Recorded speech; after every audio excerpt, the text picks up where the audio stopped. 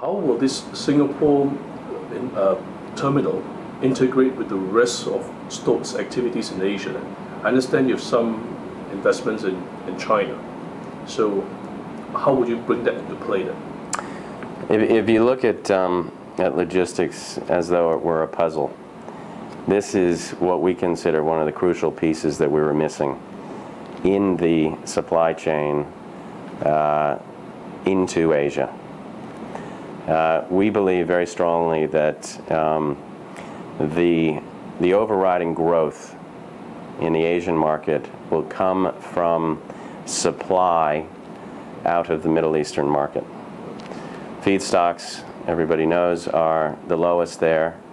Production is set to increase significantly.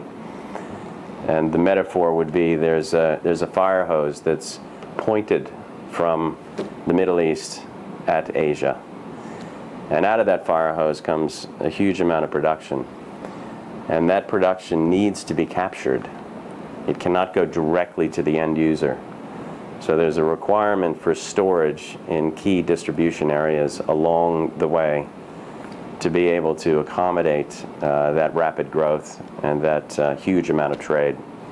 Singapore is one of the pieces that was missing in our puzzle. We believe it's going to be the distribution hub for Southeast Asia for products coming out of the Middle East, as well as what we discussed earlier, that it will be a production hub for downstream chemicals that are being produced on Jurong Island. So we get it both ways.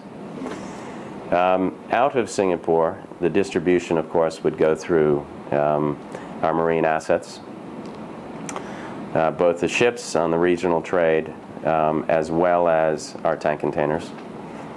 And then, in addition, there's obviously the greatest demand in China.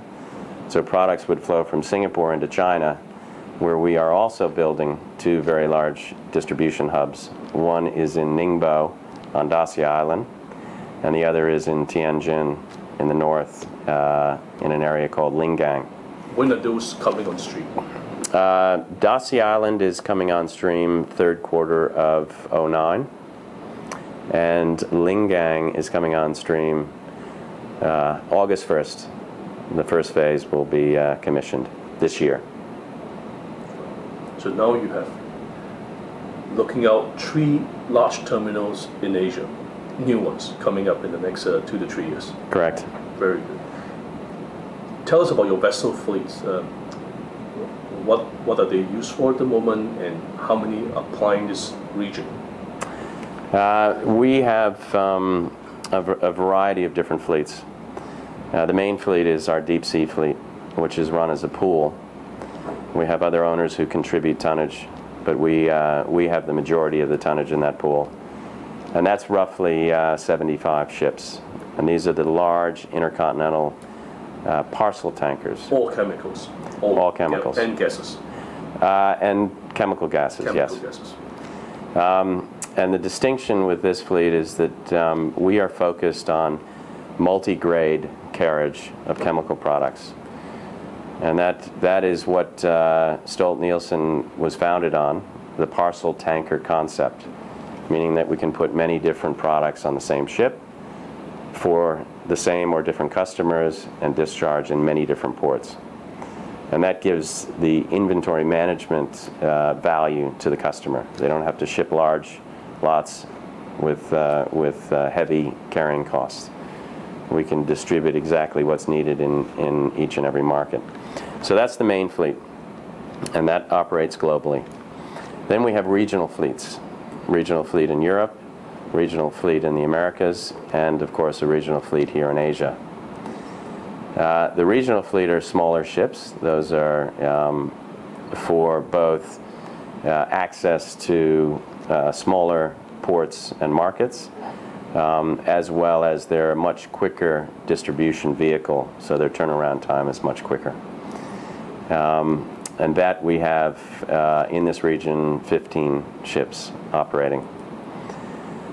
We also have one of the only domestic chemical fleets in China. which Exclusively for China. Exclusively for China. It's Chinese flag. We have a Chinese partner who has a majority ownership. We started this business in 2003 by developing the ship management aspect. We wanted to ensure that we were coming in with the right standards into that trade. We didn't want to sub-optimize against our reputation in the market.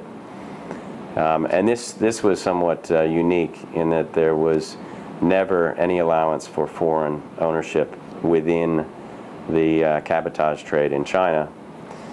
And we spent time with our partner to lobby with the government, with the central government in China, to suggest that we could influence and improve the standard of the maritime industry within China.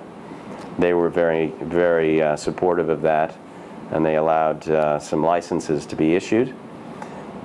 We were fortunate to take up one of those licenses.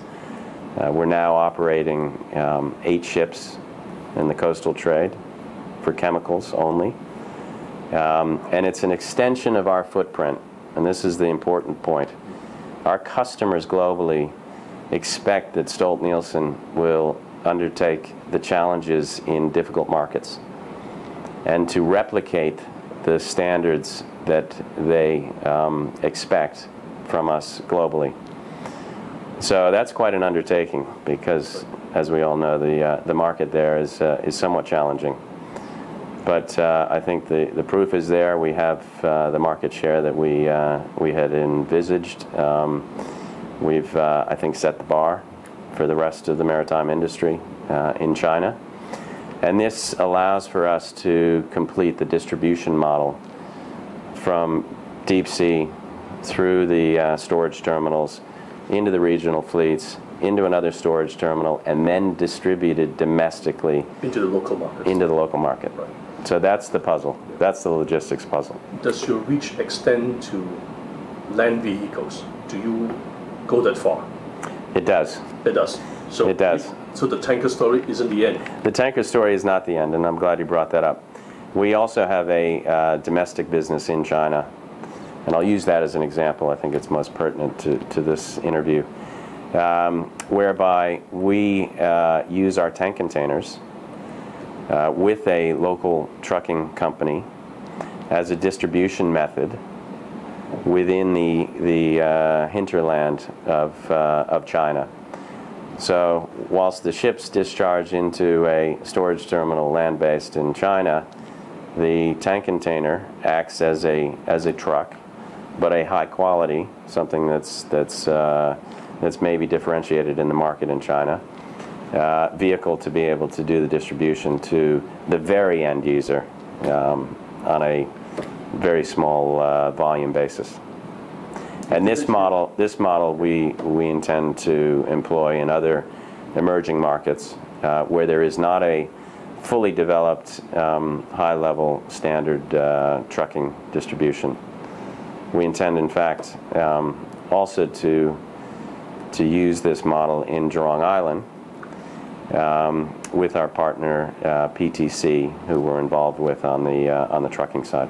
Right. Currently, you don't operate such a fleet in Singapore? Not purposely for domestic distribution. We have some arrangements with certain customers on Jurong Island where we do some movements for them to and from our depot, which is currently in Soraya, but not to the extent of setting it up as a distribution network for Jurong Island.